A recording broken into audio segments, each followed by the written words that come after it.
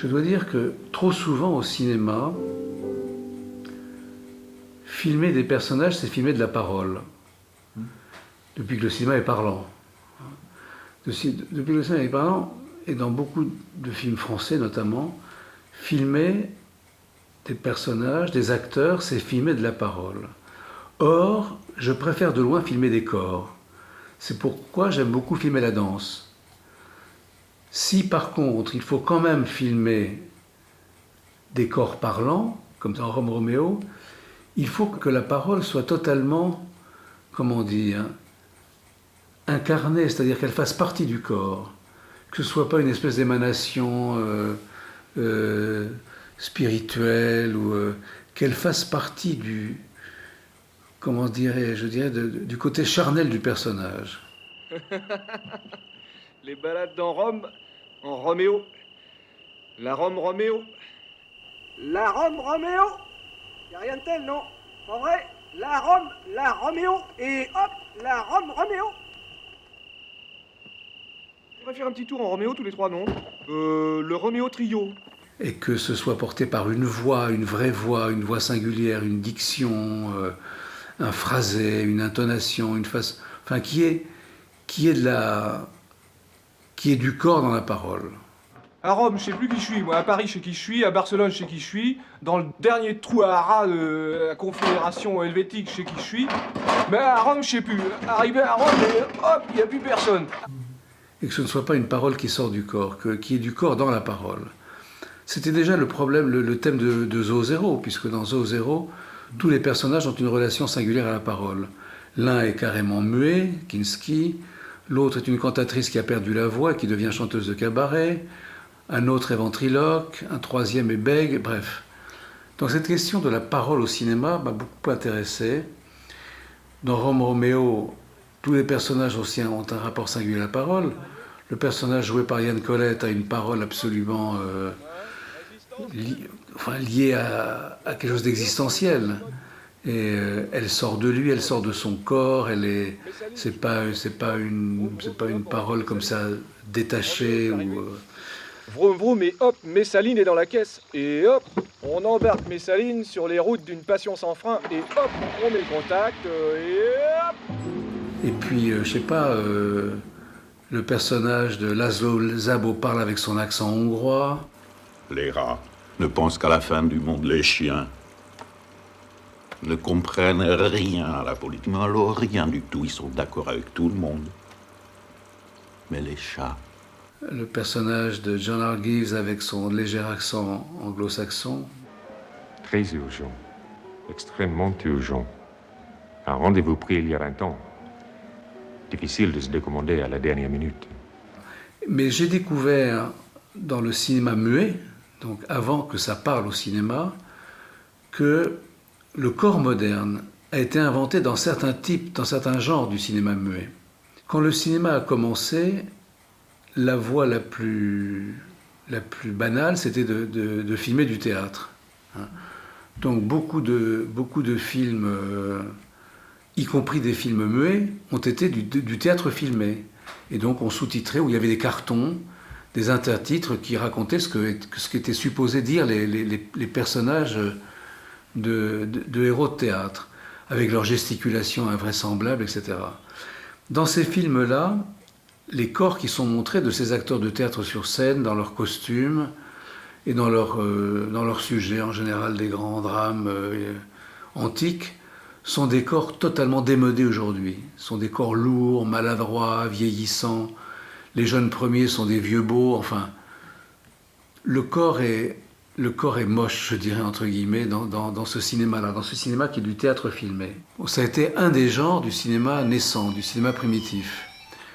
Là où le corps filmé devient un corps moderne, c'est dans le burlesque et dans certains westerns. Alors dans le cinéma burlesque, il est saisissant de voir à quel point le corps moderne s'invente, parce que c'est un corps acrobatique, sportif, virtuose d'ailleurs dans ses gestes, dans ses acrobaties, dans les risques qu'il prend. C'est un corps qui est tout le temps mis en danger, ne serait-ce qu'à la faveur de trucages invraisemblables. Qui vient d'où d'après toi? Et il vient du cirque. ce sont des comédiens qui ne viennent pas du tout du théâtre, pour le coup, mais qui viennent du cirque, c'est-à-dire de disciplines essentiellement physiques, bien plus que orales ou verbales. Et l'autre genre, c'est le western, qui est aussi donc un genre où le corps est tout le temps en action. Les cow-boys ne sont pas des grands bavards, on le sait. Il y a même un célèbre western italien qui s'appelle Le Grand Silence, où le personnage est carrément muet. Et par contre, ils ont un corps extrêmement moderne. C'est là qu'est inventé le blue jean, c'est là qu'est inventé le t-shirt, enfin tout ce qui fait notre habillement courant aujourd'hui.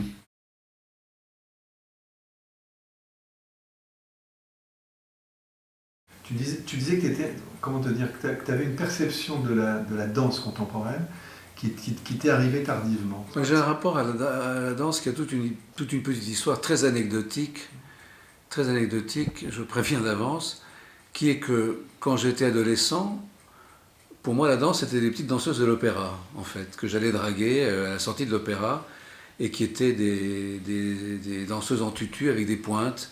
Et j'allais avec elles choisir leurs chaussures chez Repetto, qui était le magasin de chaussures de danse juste en face de l'opéra. Voilà. Toutes ces chorégraphies, je dirais académiques, même si parfois elles ont été des grandes créations, tout ça me semblait une espèce de gesticulation un peu dérisoire. Enfin bon. Par contre, un jour, j'entends Daniel Dobels, qui était professeur invité au Frénois, faire une conférence que j'ai suivie d'un bout à l'autre, ce qui m'arrive très rarement au Frénois, sur l'histoire de la danse entre les deux guerres, avec ce partage des enjeux de la danse par des partis, je dirais, politiques ou idéologiques absolument opposés. D'un côté les anards, d'un autre et les rêveurs, enfin les gens qui venaient par exemple de mouvements comme Monteverita, et d'un autre côté les nazis. Et cette conférence a été pour moi une véritable révélation sur les enjeux de la danse. J'ai beaucoup appris de lui, de Daniel, sur cette histoire de la danse, cette histoire du corps. Ce qui se passe à la fin du 19e et au début du 20e siècle, dont Rodin est, à mon avis, non seulement l'un des opérateurs, mais l'un des témoins privilégiés, c'est qu'il y a autant de mouvements à aller vers l'arrière, à se baisser, à incurver une poitrine, à tendre une main, et même possiblement à faire tout ça dans un même temps. Dans le film que j'ai fait sur Rodin, où j'ai gardé une interview que j'ai fait de lui in extenso, et c'est la seule interview que j'ai gardée dans le film parce qu'elle est irremplaçable, c'est pas un discours que je pourrais reprendre dans mon commentaire off. Il raconte comment les grandes chorégraphes allaient consulter Rodin comme elles allaient consulter un grand maître pour savoir ce qu'il pensait de leur art, et qu'elles attendaient de lui une sorte de bénédiction. Donc voilà, je me suis intéressé à la danse et j'ai commencé à filmer la danse à ce moment-là. J'ai commencé à filmer des chorégraphies.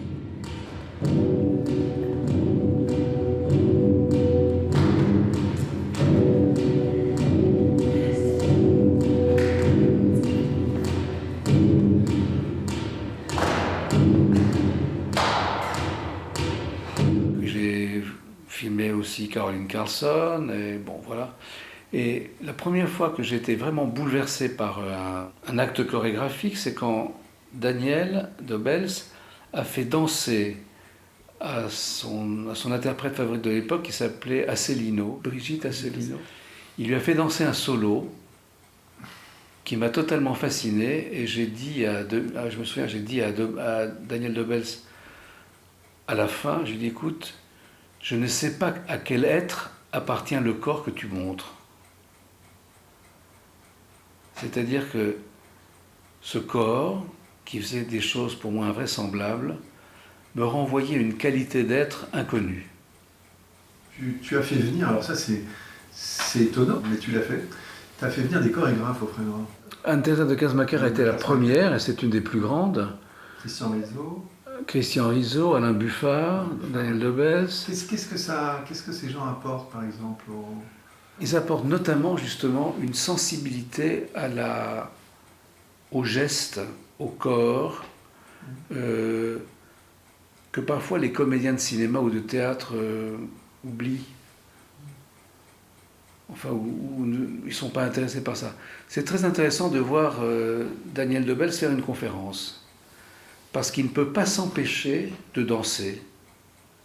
Il fait des gestes qui tentent de montrer ce que la parole ne peut pas dire, en fait. C'est-à-dire d'exprimer une qualité des états de corps que l'on ne peut pas dire, qu'on ne peut que voir, que montrer. On a eu peu d'étudiants chorégraphes. Oui, c'est ça, c'était la question que je vais te poser. On a eu peu d'étudiants danseurs-chorégraphes. Il y en a eu un récemment, un garçon qui a fait des choses pas mal. Et il y a eu une étudiante de la première promotion qui s'appelle Gwendoline Bacchini et qui est encore repassée au Frénois récemment pour la célébration de 20 ans de danse contemporaine au Frénois, qui était danseuse.